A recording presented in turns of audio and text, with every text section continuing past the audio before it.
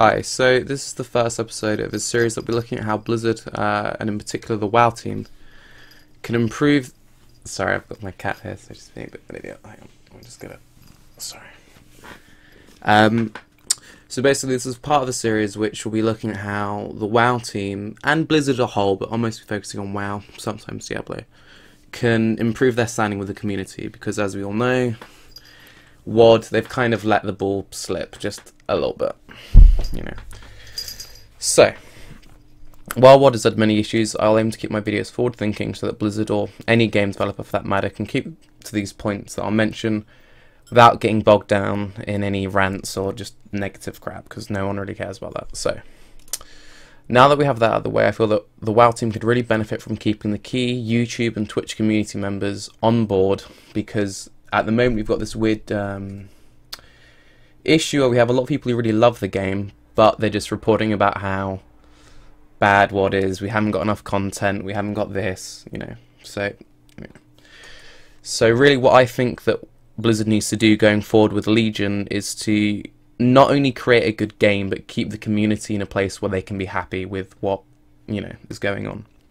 So the whole core of this video is to try and help Blizzard build on a core brand which has the community at the heart of it, and that way the hype can be real and people don't feel bad. Because one thing that I felt a lot, if you look at the top of a lot of the top streamers and a lot of the top YouTubers leading up to and then post the release of WoD, is you've got people who are really looking forward to a product, they've really hyped the product, they recommended the product, and then afterwards they kind of get this disconnect and they almost feel like they've been tricked and they've tricked their community and they feel bad about it. I've heard Bellular Gaming mention this, I've heard Preach mention something quite similar, and I think there's something that a lot of, you know, YouTubers and streamers, they kind of feel partially responsible for. So I want to try and help Blizzard, if they follow any of these points, move forward with the community rather than separating themselves, right? So for an example, we're now less than a month away from BlizzCon, and of course everyone's pretty hyped to learn more about Legion, what artifacts, all that good stuff, and they've announced it a few months ago at Gamescom, right? When Gamescom first came out, and everyone was like, oh, they're going to announce it, they're going to announce it, everyone was hyped. If you go on WoW Reddit, you go in guild chat, you just log in, everyone is talking about Legion. If you go on Reddit now, there will be one or two posts, maybe this is my green transmog, but no one's really talking about the game, right? Everyone's just sort of waiting. And this, I think, is a really wasted opportunity, because we're so close to the announcements. Around my cat again. And people aren't talking about WoD, you know? They're talking about why it went wrong, but they're not talking about what they're looking forward to. And people are just throwing up random speculation, and it's just not really going anywhere. Now, Blizzard can really take this opportunity and run with it if they decide to do one or two key things. So the first thing I think Blizzard needs to do is they need to stop holding back information. What they've done is they've announced it, it's great, people want more, they're not giving it to us. The reason we had a lot of backlash at the QA post Gamescom is they didn't really answer anything. A lot of people felt upset about that, and that needs to stop. So let's pretend we've got 3 weeks until BlizzCon. Novel wants to make a video. What does he make a video about? Speculation on something old. That shouldn't be the case. If I was Blizzard right now, I would be leaking key information, nothing major, but just small bits, to specific channels. So let's say we take Novel, everyone knows Novel, big lore guy, and then we take someone like Doran's Movies, great channel, but smaller, right? So let's say we give Novel a teeny weeny bit of facts. Just say, give him the beginning of the Sylvanas storyline. Nothing major, just the core setting. Then we give Doran's the Jen Greymane core setting, right? That way, if Blizzard did this, both respective YouTubers, they make their coverage post, so everyone wants to see it. Blizzard then hosts this coverage YouTube video on their website, so that means that you can basically commission YouTubers without having to pay them, because they just want to help the game, they're interested in the game, they want to know the lore, and they want to see their channel grow, right? You pick one big guy, because he already has a core viewing, everyone knows who he is. You pick one slightly smaller guy, and that way you can help build your own community. Now, does this mean that they will never say anything bad about your company? No. Are you going to be less likely to say something negative towards a company which has helped you in the past? Of course, right? For example, let's say Blizzard stepped down now and said, hey, Tarke Cat, we're going to help build your channel. Am I going to start saying bad things about Blizzard? No. Will I say where they've gone wrong? Yes, but, you know, I'll be more lenient with them, right? So, taking that lore idea as an example, if they did that now or in the coming weeks after seeing this, that's not how it works, but anyway, but let's theoretically say that they did that, then what would happen is everyone would watch the channel, they would freak out, right? Because like, oh my god, Sylvanas, Jen, this is what's happening. They would go crazy, everyone would be speculating, all the other YouTubers, Nobble and those guys and themselves, will be making speculation videos about how this lore will fit into the game, and it will make this really big buzz, and everyone will be buzzed about Legion, people will still be buzzed about BlizzCon, people will still want to watch BlizzCon because there's all this stuff we don't know, but it will generate buzz, right? And that isn't just limited to lore, you could do it with practically any aspect of the game. Same example, let's take two machinima makers, let's say we take Nixium and Slightly Impressive, right? We go onto the alpha, give those guys a tiny section of the alpha, they don't need quests, they don't need anything, just give them the zones. So let's say that we gave them both the Demon Hunter starting zone with no quests, just a few character models. These are clever guys, they can easily make a film out of that. They'll make their video, they throw it online, everyone watches it. Where do you go wrong?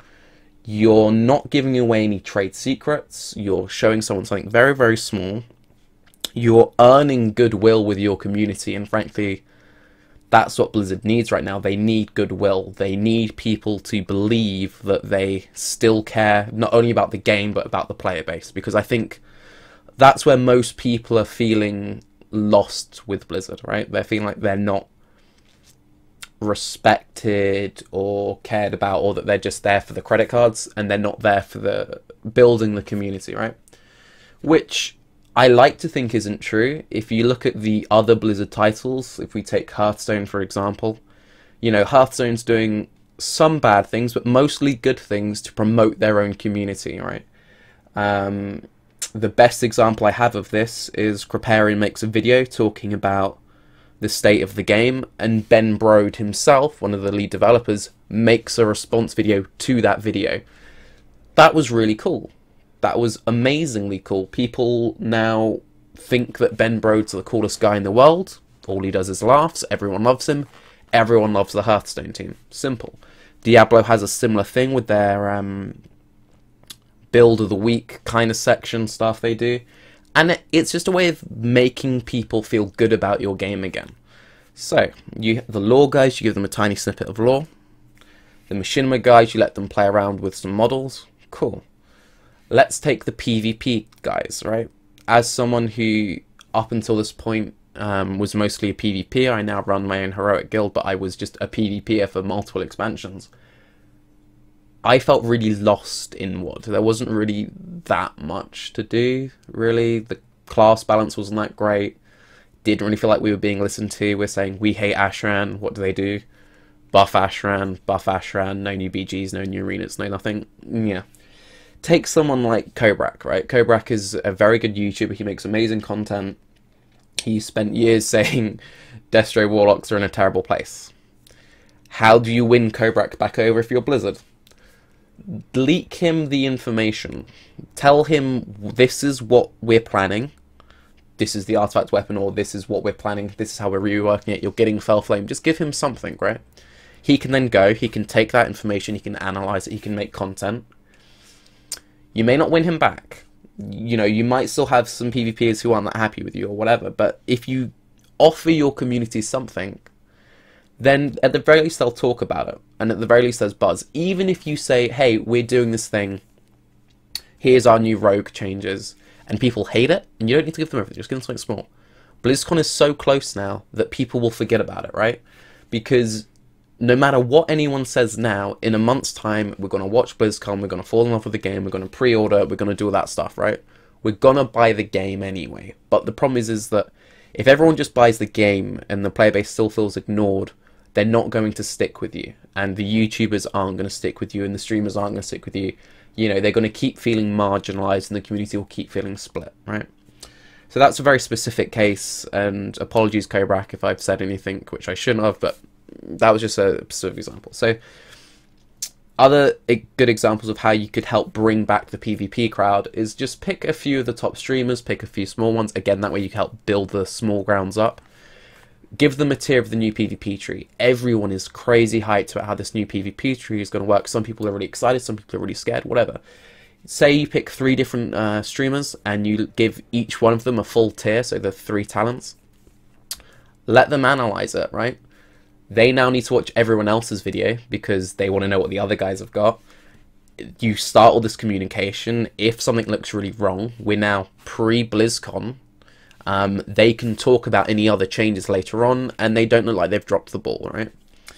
Now, I'm not saying that Blizzard should give away all of their secrets and that, you know, content creators are entitled to special treatment, but it is a reality these days that people really listen to what other people think.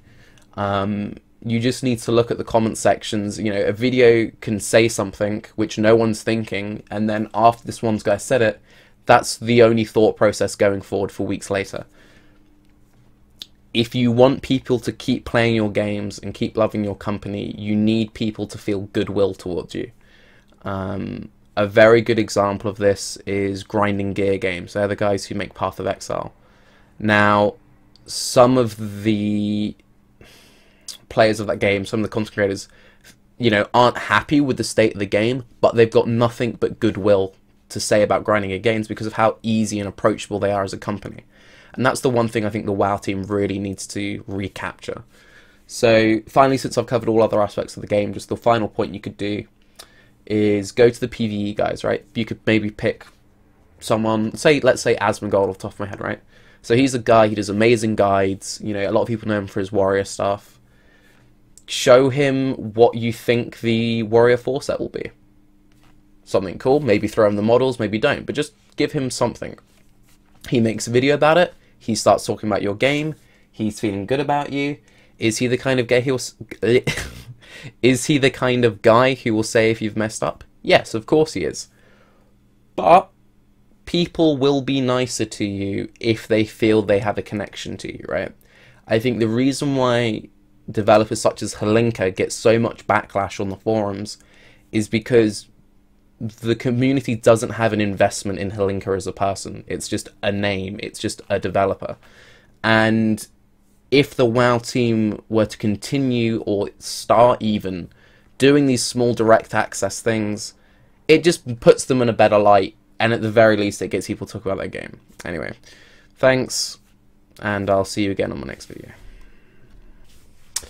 One more quick thing that I want to add in there. Big shout out to everyone I mentioned in the last video. I probably should have asked you first, Mission, but sorry, I don't think I said anything too out of order. And yeah, if you think that was a good idea or a bad idea, kind of let me know in the comments and all of that other stuff. Kind of new to this, so format isn't amazing. And now for a completely non-scripted outro, I'm Tarke, and this is a cat. I'll try and come up with something better for the next one. Sorry about that.